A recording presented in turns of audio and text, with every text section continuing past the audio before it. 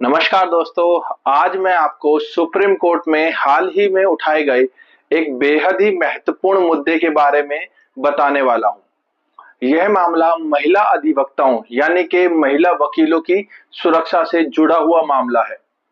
दोस्तों, हम अक्सर देखते हैं कि जब किसी व्यक्ति को पुलिस उठाकर ले जाती है, गिरफ्तार कर लेती है या फिर पुलिस स्टेशन में बिठा लेती है, तब सबसे पहले परिवार वालों को किसी वकील से संपर्क करना होता है और वह वकील से ही सबसे पहले संपर्क करते हैं, क्योंकि वकील का काम होता है कि अपने क्लाइंट के अधिकारों की रक्षा करना और यह सुनिश्चित करना कि पुलिस कानून के अनुसार कार्य करे। लेकिन यह सवाल सबसे बड़ा आता है कि जब खुद वकील, विशेषकर महिला वकील, पुलिस स्टेशन में सुरक्षित महसूस ना करे, तो फिर आम नागरिकों के अधिकारों की रक्षा कौन करेगा? दोस्तों, अगर आप हमारे चैनल पर अभी तक नए हैं और चैनल को सब्सक्राइब नहीं किया है, तो दोस्तों जल्दी से चैनल को सब्सक्राइब कर लीजिए, क्योंकि हमारे चैनल पर सारी ऐसी वीडियोस डाली जाती हैं जो कहीं ना कहीं आपके यूजफुल होती है। तो दोस्तों, बात करते हैं इस मुद्दे को लेकर। इस मुद्दे को लेकर सुप्रीम कोर्ट में एक महत्वपूर्ण याचिका दायर की गई। इस याचिका में कहा गया कि देश के विभिन्न हिस्सों में लगातार ऐसी घटनाएं सामने आ रही हैं जिसमें महिला अधिवक्ताओं को पुलिस स्टेशन के अंदर अपमान, दुर्व्यवहार, धमकी और अवैध रोक-टोक, उसके साथ साथ मानसिक उत्पीड़न का सामना करना पड़ रहा है। और याचिका में 23 फरवरी 2025 की एक घटना का उल्लेख भी किया गया। आरोप लगाया गया कि कर्नाटक के एक पुलिस स्टेशन के अंदर एक महिला अधिवक्ता के साथ में पुलिस अधिकारी ने शारीरिक दुर्व्यवहार किया। और इसके बाद जो दूसरी घटना सामने आती है, वह घटना है हरियाणा के गुरुग्राम से, यानी कि गुड़गांव से।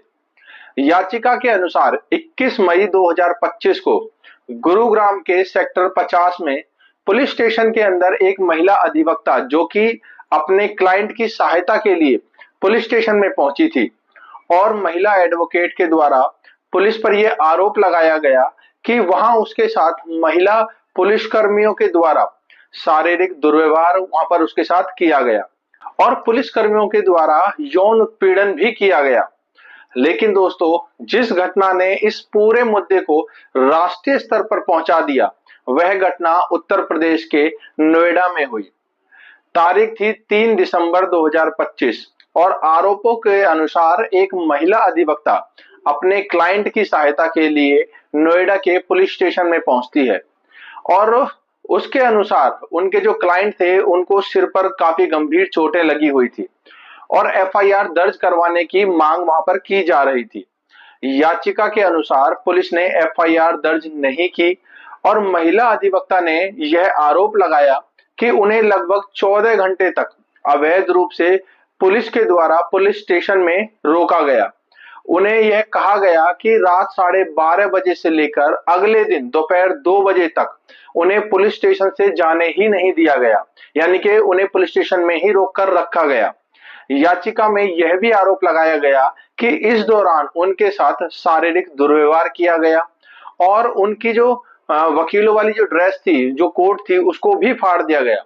उनके शरीर और कपड़ों की तलाशी ली गई और उनसे उनके जो मोबाइल फोन था उसका पासवर्ड लेने का दबाव भी बनाया गया।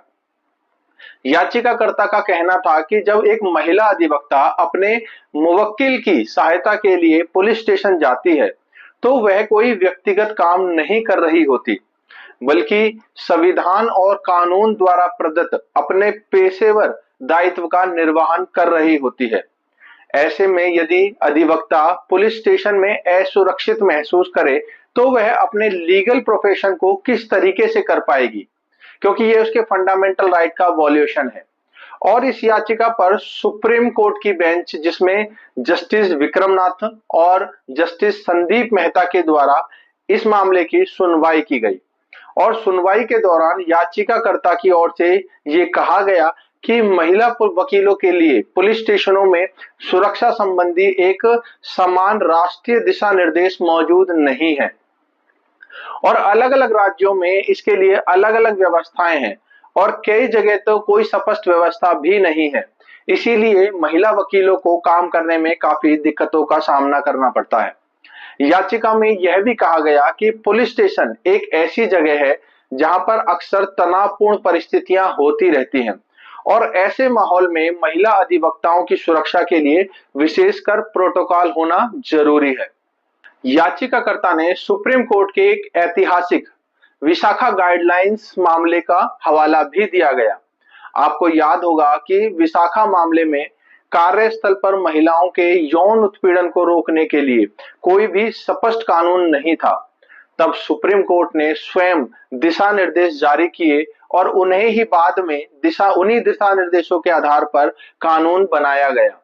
याचिका में यही तर्क दिया गया कि वर्तमान समय में महिला अधिवक्ताओं की सुरक्षा के लिए कोई भी स्पष्ट प्रकार की गाइडलाइंस नहीं है और एक प्रकार से जब वह पुलिस स्टेशन में जाती हैं तो वहां पर उन्हें खालीपन सा यानी कि लीगल वैक्यूम जैसा महसूस होता है। इसीलिए सुप्रीम कोर्ट को हस्तक्षेप करके अंतरिम दिशा निर्देश जारी करने चाहिए। अब सवाल आता है कि याचिका में क्या क्या मांगे की गई। सबसे पहली मांग जो याचिका में की गई कि देश भर में सभी पुलिस स्टेशनों में महिला अधिवक्ताओं की सुरक्षा के लिए एक समान राष्ट्रीय गाइडलाइंस लागू की जाए और महिला जो अधिवक्ता हैं अगर वह पुलिस स्टेशन में जाती हैं तो उनके साथ एक जो महिला पुलिस कांस्टेबल है वह वहां पर मौजूद होनी चाहिए और उनकी जो बातचीत है वह सीसीटीवी में ऑडियो रिकॉर्डिंग होनी चाहिए। रात के समय में महिला अधिवक्ताओं जो है वह अगर थाने में आती हैं तो पुलिस अधिकारी की वहां पर उपस्थिति अनिवार्य हो। अधिवक्ताओं की एंट्री का डिजिटल रिकॉर्ड रखा जाए, अलग इंटरवेंशन रूम बनाए जाएं और पैनिक बटन और इमरजेंसी अलर्ट सिस्टम जरूर लगाया जाए। पुलिस के खिलाफ शिकायतों के लिए एक स्वतंत्र शिकायत निवारण तंत्र भी बनाया जाए और जो पुलिस अधिकारी इन नियमों को तोड़ते हैं उनके खिलाफ समयबद्ध रहते हुए कार्रवाई होनी चाहिए। तो दोस्तों अब बात करते हैं कि सुप्रीम कोर्ट ने अभी तक इस फैसले में क्या डिसीजन लिया है। सुप्रीम कोर्ट ने फिलहाल इस मामले की गंभीरता को देखते हुए केंद्र सरकार और राज्य सरकारों, इसके साथ साथ बार काउंसिल ऑफ इंडिया को नोटिस जारी किया है और उनसे जवाब मांगा गया है इस पूरे मैटर पर। इसका मतलब यह है कि कोर्ट ने भी ये माना है कि यह मामला विचारणीय है और सबसे महत्वपूर्ण संवैधानिक और पेशेगत अधिकारों का प्रश्न इसमें शामिल है। अब देखना यह होगा कि सुप्रीम कोर्ट आने वाले समय में क्या अंतिम दिशा निर्देश जारी करता है, यानी कि इस मैटर पर क्या डिसीजन लेता है। दोस्तों इस केस का जो टाइटल है वह है Geeta Jain Agarwal versus Union of India and others. तो दोस्तों यह थी एक महत्वपूर्ण सुप्रीम कोर्ट में डाली गई याचिका और मैं आशा करता हूं कि आपको इस वीडियो के माध्यम से ये सभी जानकारियां क्लियर हो चुकी होंगी। लेकिन दोस्तों अभी तक भी आपका कोई डाउट है, कोई क्वेश्चन जो आप हमसे पूछना चाहते हैं तो जल्दी से कमेंट में पूछिए और साथ ही चैनल को जल्दी से सब्सक्राइब कर लीजिए और बेल आइकन दबाना बिल्कुल भी ना भूलें, क्योंकि हमारे द्वारा जो भी वीडियोस चैनल पर डाली जाती हैं वह कहीं ना कहीं आपके लिए महत्वपूर्ण होती हैं और आपके लिए यूजफुल होती हैं। तो जल्दी से ऐसी ही लीगल जानकारी के लिए चैनल को सब्सक्राइब करें, वीडियो को ज्यादा से ज्यादा लोगों के पास शेयर करें ताकि उनको भी लीगल अवेयरनेस होती रहे। तो मिलते हैं अगली वीडियो में किसी और नई कानूनी महत्वपूर्ण जानकारी के साथ। तब तक के लिए थैंक यू वेरी मच।